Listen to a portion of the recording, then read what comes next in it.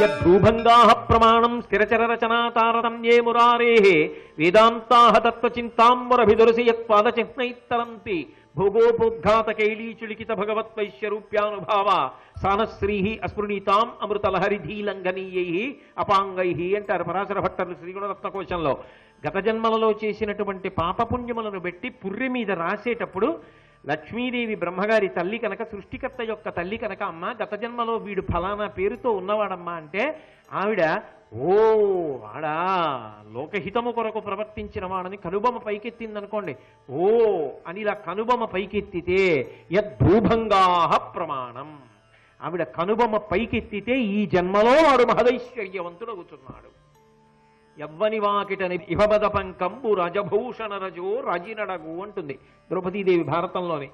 ధర్మరాజు గారి ఐశ్వర్యం ఎటువంటిది అంటే ఆయన దర్శనం చెయ్యడానికి లోపలికి వెళ్ళేటటువంటి చక్రవర్తులు ఒకరినొకరు తోసుకుంటే వాళ్ళు భుజాలకి పెట్టుకున్న వజ్రములు వైఢూర్యములతో కూడుకున్న ఆభరణములు ఒరుసుకున్నప్పుడు వాటి యొక్క నుషి కింద పడి గాలికి పైకి రేగుతుంటే ఆయన అంతఃపురం ముందు కట్టబడినటువంటి మదగజముల యొక్క చెవుల పక్కనున్న కన్నములలోంచి కారిన మదజలముల చేత ఈ రేగుతున్న వజ్ర వైఢూర్యముల ధూళి అణచబడుతుండేదిట.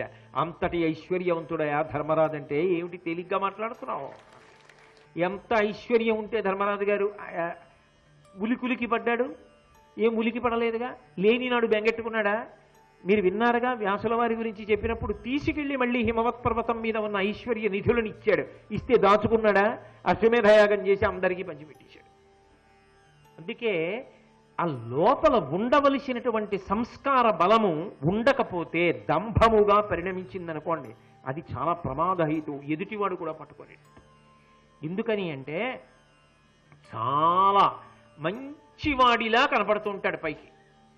ఎలా తెలుసుకుంటారండి? సాధారణంగా వేషాన్ని చూస్తే చాలా మంచివాడు అని అనుకుంటారు కదా. ఒక కొంగ ఉందనుకోండి, ఓ సరోవరం పక్కన నించుంటుంది, ఒంటికాలు మీద నించుంటుంది, కళ్ళు మూసుకుంటుంది, సాధారణంగా తెల్లగా ఉంటుంది.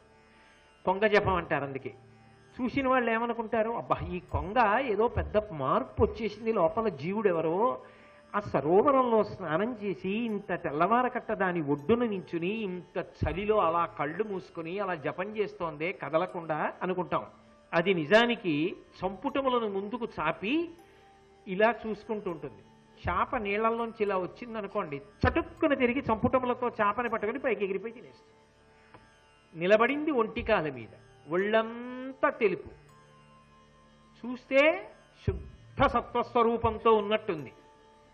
లోపల ఏ చేపని పట్టుకుందామని ఆలోచన. దంభము అంటారు. పైకి కనపడినట్టు లోపల లేడు. ఎంత రంగు పట్టుబట్ట కట్టి, ఎంత గొప్పగా విభూతి పుండ్రాలు ఒళ్ళంతా పెట్టుకుని ఎంతంత వేషాలు కట్టినా నీ లోపల బుద్ధులు మాననప్పుడు దంభం కాదు. లోపల బుద్ధి పోలేదు. పైన శరీరానికి ఎన్ని అలంకారాలు చేస్తే పుట్ట మీద కొడితే పాము చచ్చిందా? లోపల కొట్టాలి. గురుగు చుందురు జుత్తు కొన్ని వందల సార్లు దాని పాపమేమో కానరాదు, అఖిల పాపములకు నిలయమైన మనసు గొరగడేమి మానవుండు అన్నాడు ఒక ఆధునిక కవి.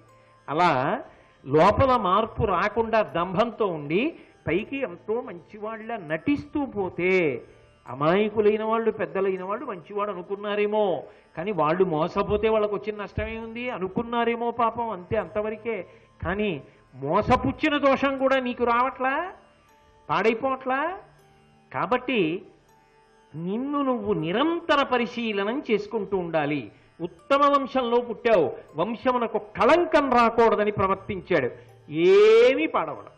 ఉత్తమ వంశంలో పుట్టా, అహంకారానికి కారణమైంది, తాను పాడవడు, ముందు పుట్టిన వాళ్ళు కూడా పాడైపోతారు.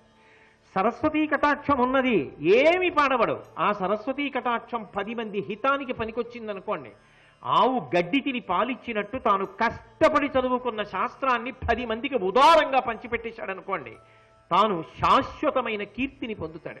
నాకేం తెలుసు అని వినయంతో బ్రతికాడనుకోండి, భగవంతుని యొక్క అనుగ్రహానికి పాత్రుడవుతాడు.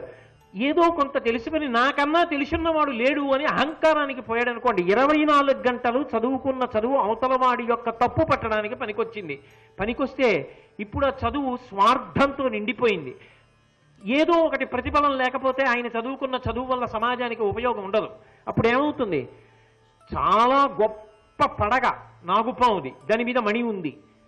నాగుపాం పడగ మీద ఉన్న మణి ఎవరికైనా ఉపయోగపడుతుందా? వెళ్ళి తీసుకోగలరా? ఆయన ఎంత చదువు ఉంటే మాత్రం ఎవరికి ఉపయోగపడుతుంది? అవతల వాళ్ళలో తప్పులు ఎంచడానికి పనికొస్తుంది, ఇంకొకరిని చిన్నబుచ్చడానికి పనికొస్తుంది. అలా ఉండకూడదు కదా. చదువు అవతల వారి ఎంత చిన్నవాడైనా గౌరవించడానికి పనికి రావాలి.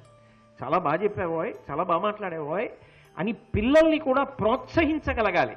శ్రీభాష్యం అప్పలాచార్య స్వామి వారు ఎవరైనా రామకథ చెప్తుంటే చెప్పబోయ్, రామాయణం ఎంతకాలం బ్రతికుంటుందో అంతకాలం మనుష్యత్వం బ్రతికుంటుంది నాయన అనేవారు. అంతేగాని నీకేం తెలుసు రామాయణం, నువ్వేం చెప్తావు రామాయణం అనలేదే. అందుకు మహానుభావుడు ఇప్పటికీ కూడా స్మరింపబడుతున్నారు ఆయన. సరస్వతీ కటాక్షం నీకు వినయం ఇచ్చిన నాడు ఏమి నిన్ను పాడు చేయదు, ఇంకా వృద్ధిలోకి వస్తావు. అహంకారం ఇచ్చిన నాడు పతనమైపోతావు. లక్ష్మీ కటాక్షము నీకు జన్మతః ఉండని, మధ్యలో కలిసి రాని, న్యాయార్జితంగా నీకు కలిసి వచ్చింది, అది నిన్నేం పాడు చేయదు. దాని పట్ల నీకు సంగము లేకుండా అది భగవంతుడి అనుగ్రహం అని నువ్వు నిలబడగలిగిన నాడు అది నిన్ను పాడు చేసేది కాదు. ఇదంతా నాదే అని అహంకారం అనకపోతే నువ్వు భ్రష్టమైపోతావు. ఆ డబ్బు నీ దగ్గర ఉన్నందుకు సమాజము భ్రష్టమైపోతుంది. కాబట్టి ఈ మూడు ఉండడం తప్పు కాదు.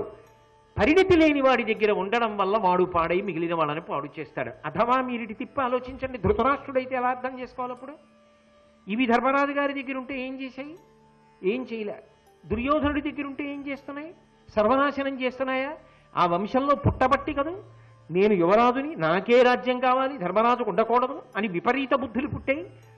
అదే వంశంలో పుట్టిన ధర్మరాజు గారైతే జూదంలో ఓడిపోయిన, ధర్మానికి కట్టుబడి అరణ్యవాసానికి వెళ్ళిపోయాడు. అది మాయాజూదం అని తెలుసున్నా కూడా ధర్మము చేత కట్టుబడిన వాడు వంశగౌరవాన్ని నిలబెట్టడానికి వెళ్ళిపోయాడు. ధర్మమునకు కట్టుబడకుండా వంశమునందు పుట్టినవాడు వంశభ్రష్టత్వానికి కారణమయ్యాడు. సరస్వతీ కటాక్షమున్న వ్యాసుడు లోకహితానికి పనికొచ్చాడు. కించిత్ సరస్వతీ కటాక్షమున్న అహంకారం కలిగిన వాళ్ళు భ్రష్టులైపోతారు. అర్జునుడి కన్నా ఏ విలువిద్య తెలుసని, నా దగ్గర విలువిద్యుంది, నా దగ్గర విలువిద్యుంది, అర్జునుడిని మట్టు పెట్టేస్తానని బయలుదేరిన కర్ణుడి చివరికి దుర్యోధనుడిని కూడా నాశనం చేసేశాడు కదా. ధనము అంతే కదా. కాబట్టి ఉండడం తప్పు కాదు, నీ మనసుకి పరిణతి లేకుండా అవి నీ దగ్గర ఉంటే పాడు చేస్తాయి. పరిణతి ఉంటే ఈ మూడు నిన్ను ఉద్ధరణ వైపుకి తీసుకెడతాయి.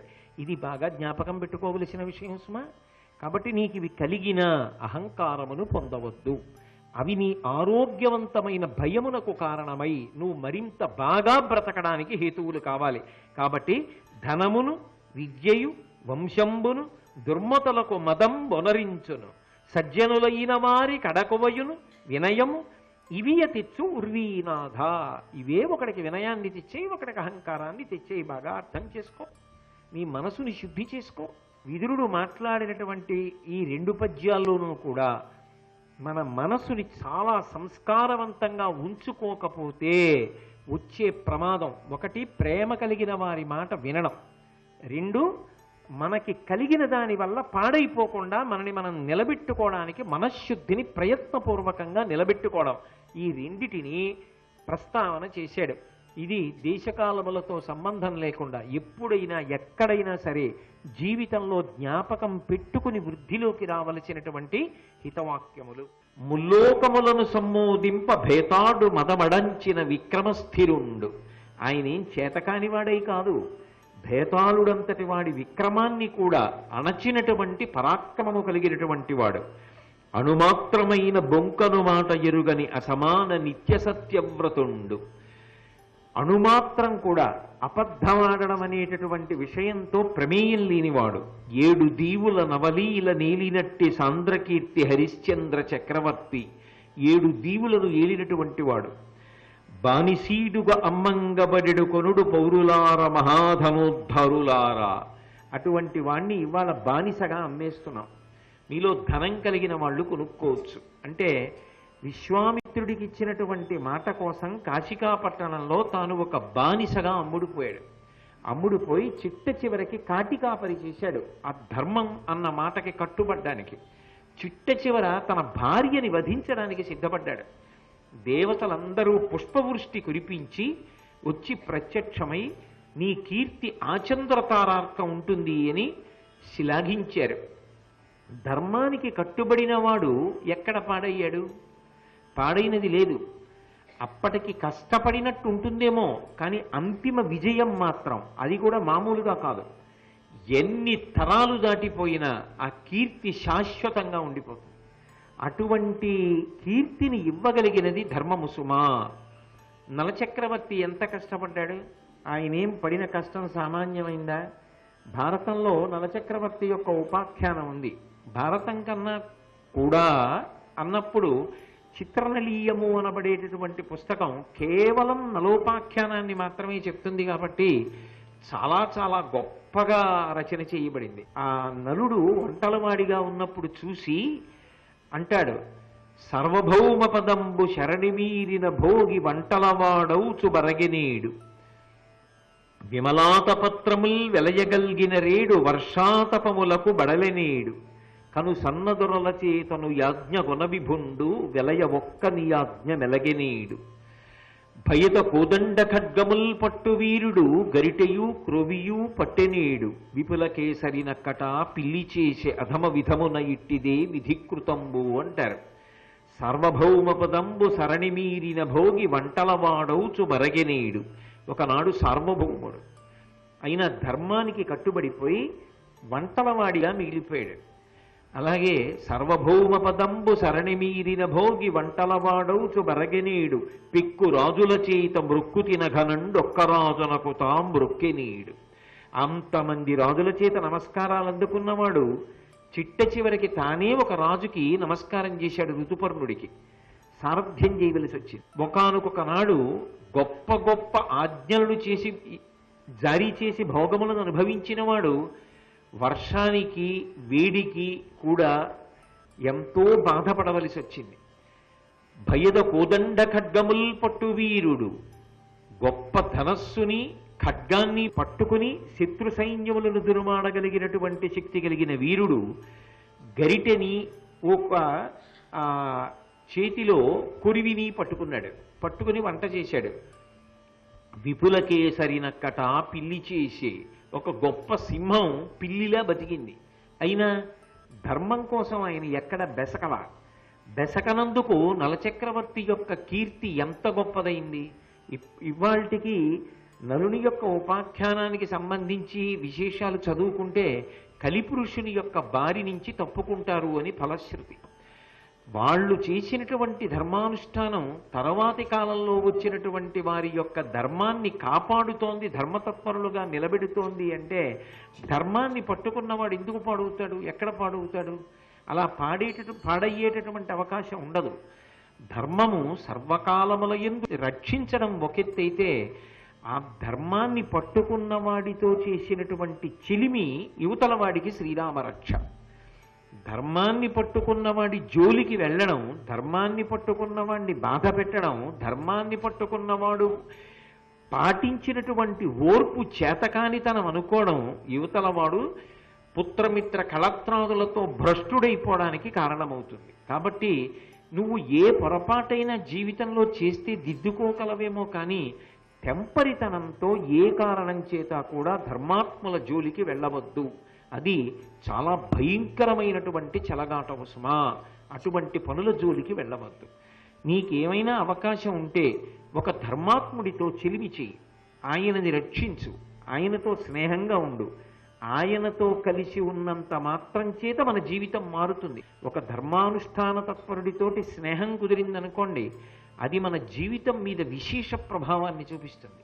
కొన్ని లక్షల జన్మలు అనుష్ఠానం చేస్తే తప్పరానటువంటి మార్పు చిత్తంలో ఒక ధర్మతత్పరుడితో కలిసి ఉన్న కారణం చేత లోపల ఒక మార్పు వస్తుంది.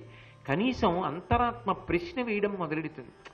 ఎందుకు చేస్తున్నాం ఇవన్నీ? ఇన్ని వింటున్నాం, అటువంటి ఆయనతో కలిసి తిరుగుతున్నాం, అయినా మనం ఇలా చేస్తున్నాం, ఇది ఎంతవరకు సబబు? ఇది మనని కాపాడుతుందా?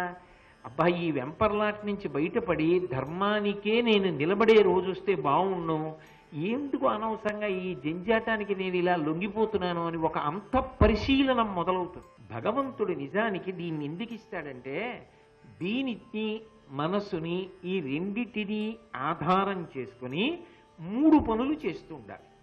ఏమిటా 3 పనులంటే, చేసినటువంటి పాపం ఉంటుంది, గత జన్మలలో చేసిన పాపం ఉంటుంది. ఎందుకంటే పునర్జన్మ సిద్ధాంతం కదూ అత్యంత ప్రాణప్రదం సనాతన ధర్మానికి. చేసిన పాపం ఉంది, అది అనుభవిస్తే పోతుంది. ఇప్పుడు పాపమునకు ఫలితం ఏమిటి? దుఃఖం. అది ఎలా పోవాలి? అనుభవంతో పోవాలి. ఎవరు అనుభవించాలి? ఈ శరీరం అనుభవించాలి.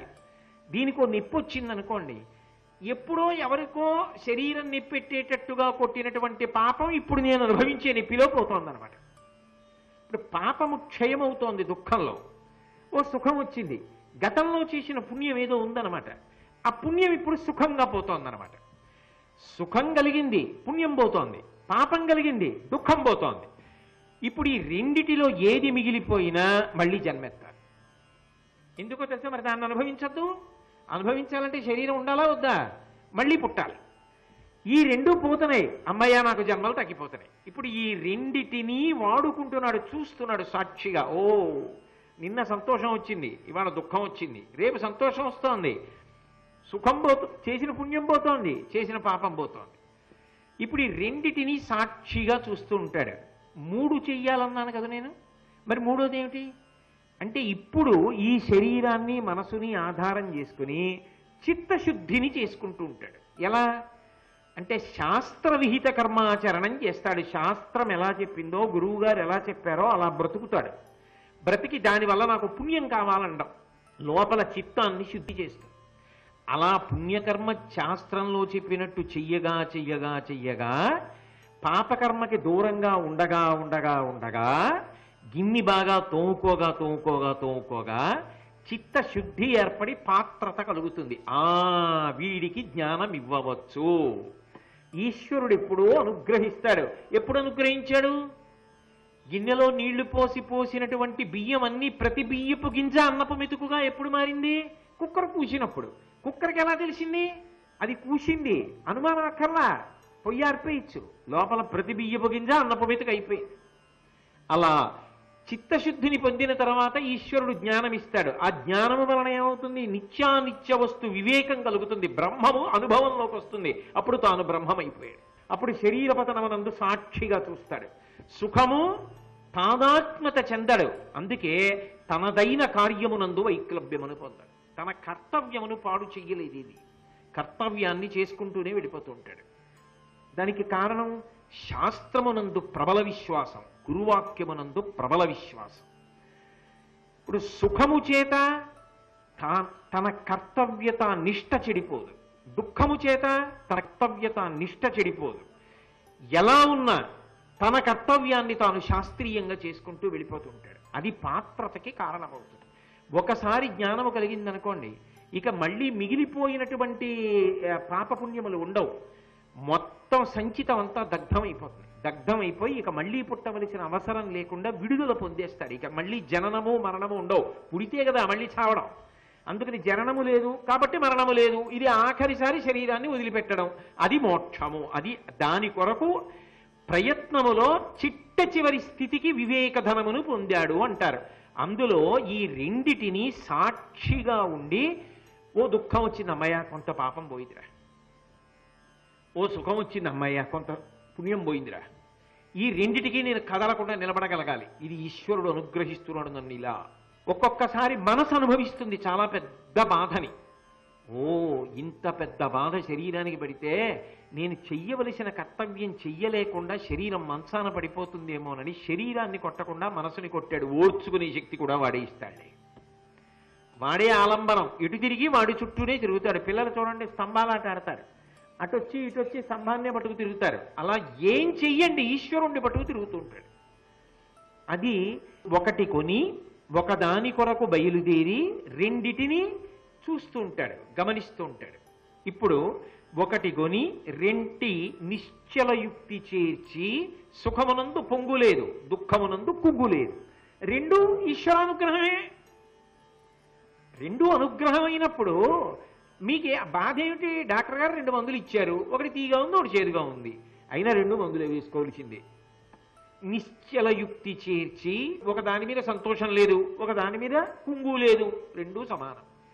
అందుకే వచ్చింది పోయింది, ఏ బాధ లేదు, అలాగే ఉంటాడంతే. కాబట్టి ఎదగడం ఎంత కష్టమండి ఆ స్థాయికి. కనీసం వింటే భగవంతుడి అనుగ్రహం ఉంటుంది. ఆయన ఇస్తాడో ఆ సామర్థ్యాన్ని ఇస్తాడు. క్రమక్రమంగా ఆయన ఇస్తాడు దాన్ని. అందుకు వింటారు విదురునీతి. విదురునీతి వింటే అది మనసులోకి ప్రవేశిస్తే ఎప్పటికో అప్పటికి అలా ఊంచుకోగలిగిన శక్తి భగవంతుడు ఇస్తాడు. కాబట్టి నిశ్చల యుక్తి చేర్చి మూటి నాల్గింట కడు అవశ్యములుగా చేసి, ఇందులో మూడిటిని వాడుకుంటూ నాలుగిటిని ప్రధానం చేసుకోవాలి. ఏమిటది? మూడు మీరు చేసుకోక్కర్లేదు, అవే ఉంటాయి. ఏవి అంటే సత్వము, రజస్సు, తమస్సు అనబడేటటువంటి గుణాలు. సత్వము కన్నా శుద్ధ సత్వం గొప్పది. సత్వము తనంత తాను చాలా గొప్పదేం కాదు. ఇప్పుడు ఈ సత్వము, రజస్సు, తమస్సు ఏం చేస్తాయంటే అలా తిప్పుతుంటాయి. మార్చి మార్చి మార్చి మార్చి మార్చి మార్చి తిప్పుతాయి. సత్వము కాసేపు భారతం చెప్తున్నాడు కదా, ప్రశాంతంగా ఉంటారు. దిగిపోయాను అనుకోండి, ఏ పిచ్చి పిచ్చి కోరికలు, వెంపర్లాట, రాగద్వేషాలు. రజోగుణం చీకటి పడిపోతుంది. 10, 11 అయిందనుకోండి, బడలిపోయి నిద్రపోతాడు. తమస్సు ఈ మూడిటిల్లో తిరుగుతూ ఉంటాడు. సత్వగుణము, రజోగుణము, తమోగుణము. ఈ మూడిటిలో తిరుగుతూ జాగ్రత్త, స్వప్న, సుషుప్తి తిరుగుతూ ఉంటాడు. కలకంటూ ఉంటాడు, నిద్ర లేచి ఉంటాడు, గాఢ నిద్రలోకి పోతూ ఉంటాడు. త్రిపుర సుందరి అంటే అమ్మవారి మూడిట్లో తిప్పుతుంది. త్రిపురాంతకుడు అంటే మూడింటి నుంచి పైకెత్తి 4వ దాంట్లోకి తీసుకెడతాడు. వాళ్ళిద్దరిది ఆదర్శ దాంపత్యం. అది విచిత్రం. ఆవిడ త్రిపుర సుందరి, ఆయన త్రిపురాంతకుడు. వాళ్ళిద్దరూ ఆది దంపతుడు. ఈ మూడు మీద తిరగడాన్ని చూశారనుకోండి, అంతకన్నా గొప్ప చలనచిత్రం లోకంలో ఉండదు. ఏమి తమాషారా! కాసేపు అలా ప్రశాంతంగా ఉందా, కాసేపు ఉద్వేగపడిపోయిందా, కాసేపు నిద్రపోయిందా, ఎలా తిరుగుతోందిరా? ఎప్పుడు తిరిగినా కోతి 3 కొమ్మల మీద తిరిగినట్టు తిరుగుతుంటుందా? ఇది ఈ 3 కొమ్మల మీద తిరుగుతూ 4 అనుష్ఠానంలోకి తెచ్చుకోవాలి. ఏమిటవి?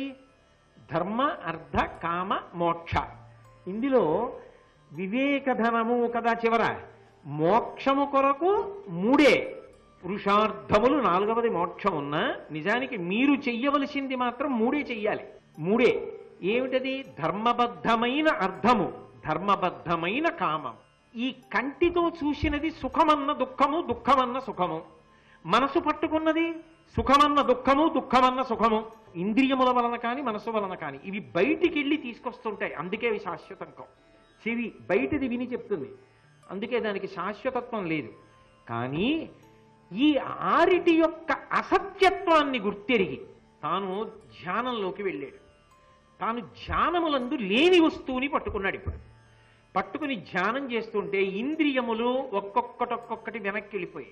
కన్నుంది, చూడదు. చెవి ఉంది, పాలవాడు వచ్చి ఏమండో పాలు అన్నాడు, వినపడదు. ఎందుకని? పరదేవత నడిచి వెడుతున్నప్పుడు వస్తున్నటువంటి కాలి అందియల మోత వినపడుతోంది. ఉందా అక్కడ? లేదు. లేనిది ఎలా వినపడుతోంది?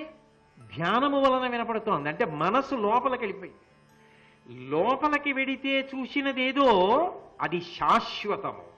అది సుఖమును పోలిన దుఃఖము, దుఃఖమును పోలిన సుఖము కాదు.